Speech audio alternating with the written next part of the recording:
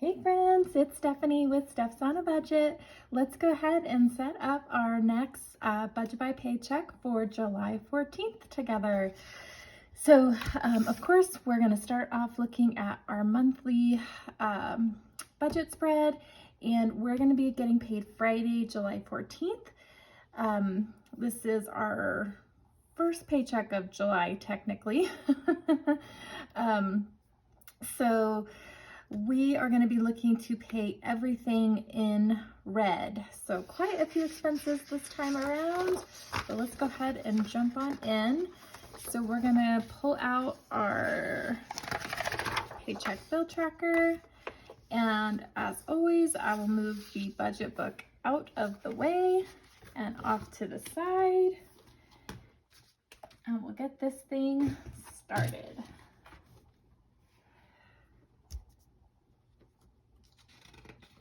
Okay, let me just grab some cushion paper there.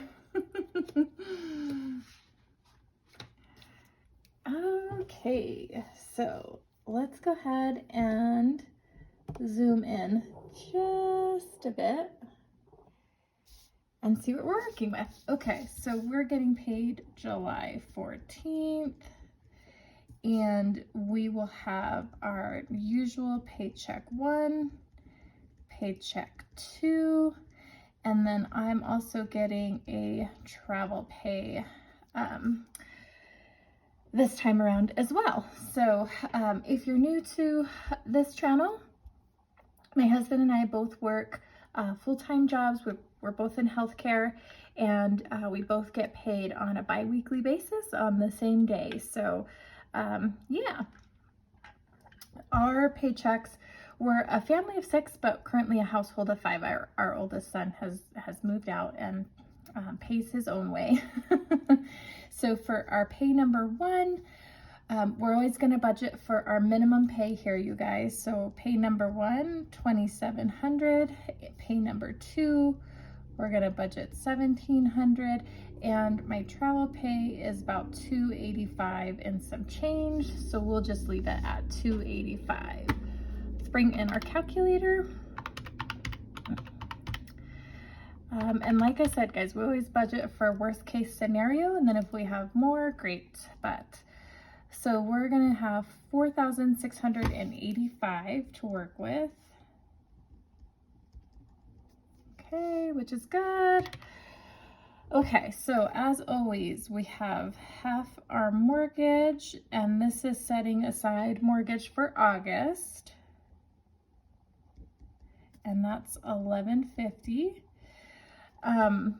And our mortgage includes a couple of different things. It's obviously our mortgage, it's our home insurance, it's our property taxes, it's we also have mortgage insurance in there, and then we also live in a neighborhood that has a PID, and so that is also included in there.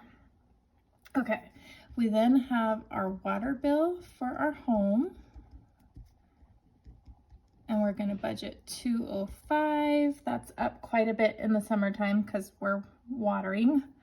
Okay, and then we have a city number 2 card, and we're going to budget $115 for that. Okay, we have auto insurance.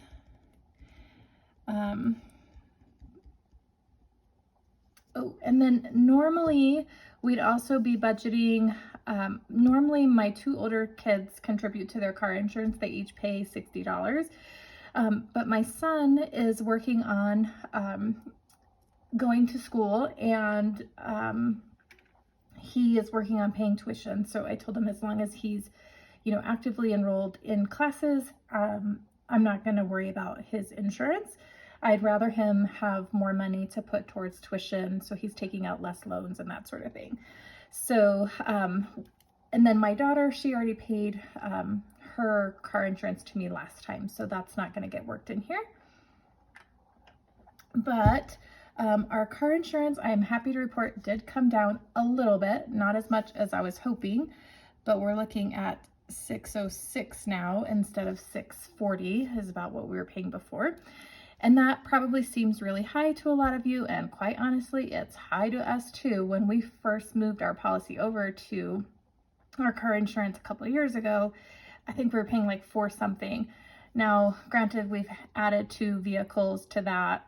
We also had like 2 kind of quote unquote teenage drivers, although I think the amount that came down is because my son is now over 22, so his premiums come down a little bit. I was hoping it'd be more, but of course that was wishful thinking on my part. So 606, it covers 5 drivers and 4 vehicles. So we've got quite a bit on our policy. Let's see. Okay, we also have, sorry for the bump, Apple Music coming out, and that's $19. Okay. And then I have a Capital One that has been paid off, but Lily bought a game for her Oculus, and so I need to pay that off. That's just tied into that credit card, so it's just $15, so we'll just make that payment. Okay, and then we have the gym, which is $11. We have Netflix. This tends to be like our heavy subscription kind of paycheck. Okay, $22 for Netflix. Okay, we have a Discover credit card that we did a balance transfer to, so this sits at 0% interest, but we are going to put $200 to that, which is more than the minimum, but we want to get that paid down. Okay, we have our Subaru payment, which is $459. And I've had this question come up quite a bit. We do have debt on this. I just haven't shared it in any of my like debt updates or original debt picture. And I didn't do a debt update for this past month. I'm hoping maybe in August we'll do another one, and we'll include that Subaru debt in there going forward. But yes, this is a debt we have, and it's my vehicle that I drive. Okay. We have city number 1. What is that? 22. Okay. And we're going to put 50 towards that. I think the minimum payment's like $35.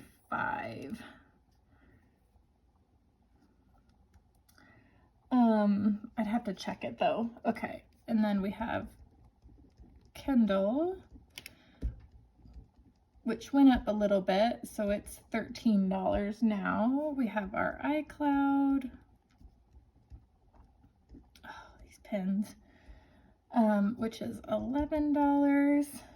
We have Disney Plus, so you can see all of our subscriptions are like all due in this same time frame here. Disney Plus is $12 we budget. And then we are going to go ahead and pay our cell phone bill, which technically would fall on the next payday, but it fits better into this one, so we're going to go ahead and take care of that as well. Okay, that takes care of all of our expenses. Let's go ahead and add them all up.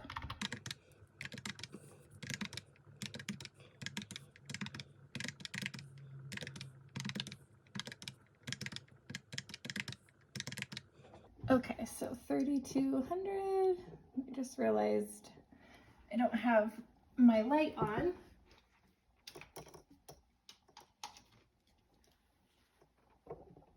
Sorry for the bump. Let me pop that on. Hopefully that's better. So 3,200 for expenses. Okay, and if we take that from our income, 4,685, that leaves us with 1,485. And we're going to move the 1,485 down to our variable expenses. Let me move this up so you can see it. Okay. Okay, so for our variable expenses, remember this is covering our household of 5. We do groceries, we do Costco, we do gas, we do miscellaneous, house and beauty, we do spending, we do takeout, and we pay also for water. This is separate from our home water. This is for like drinking water we go get filled up. So probably not a lot of change here. Groceries just continues to need to stay at about 300. Costco, I usually do 200 here, which seems to be working. Let's just do it. I'll always pull from here first if, you know, funds are tight. Gas is gonna get its 175, 40 to miscellaneous, 40 to house and beauty, spending 400, takeout 100, water gets 38. I think this is like $12.92. Let's see.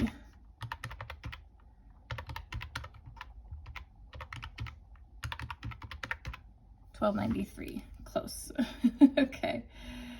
All right, so we take that from the $14.85 we have left over, leaves us with $192 to put in sinking funds and for, oh, sorry for the bump, that was a big one.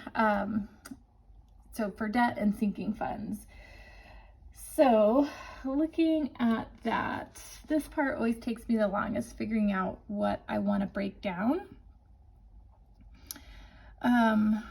Okay, so let's go up to our sinking funds. And I usually don't list them all out here. I just go through those with you guys when we do the cash stuffing. So I'll probably do the same thing there. I do want to throw a little bit at our debt snowball. And without giving, well, I'm not going to do a debt update for June. So my goal was June 30th to pay off our Apple Card, and I missed it by 1 day.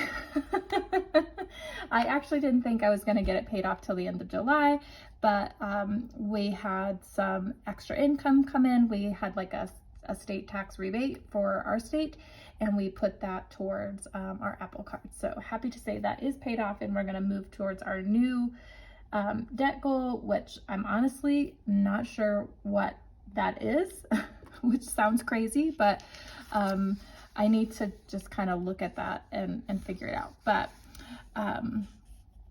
so let's see, we have 192. So let's bring our 192 to sinking funds. Normally, you guys know me, I skip over to extra debt because that's our priority. We're just going to work out of order today. So I think what we'll do is just break it down to 150 into sinking funds, and I'll figure out how I want to divvy those up. You know, when I'm doing my cash stuffing. So that leaves us with $42. Let's bring that down to our debt snowball, and we'll put that towards our next debt that we want to pay off, which I haven't decided on yet. All right, guys, that's going to bring us to a zero balance, which means we've done a zero-based budget, meaning we have accounted for every dollar that we anticipate to come in. Hopefully, we'll have a little bit more money to throw at debt and sinking funds if our second pay comes in a little bit higher, but we won't know until Thursday. But that is a look at our July 14th budget breakdown. Thanks for joining me for another video, guys. If you enjoyed it, please give me a thumbs up. Subscribe if you haven't already, and we'll see you in the next one. Bye, friends.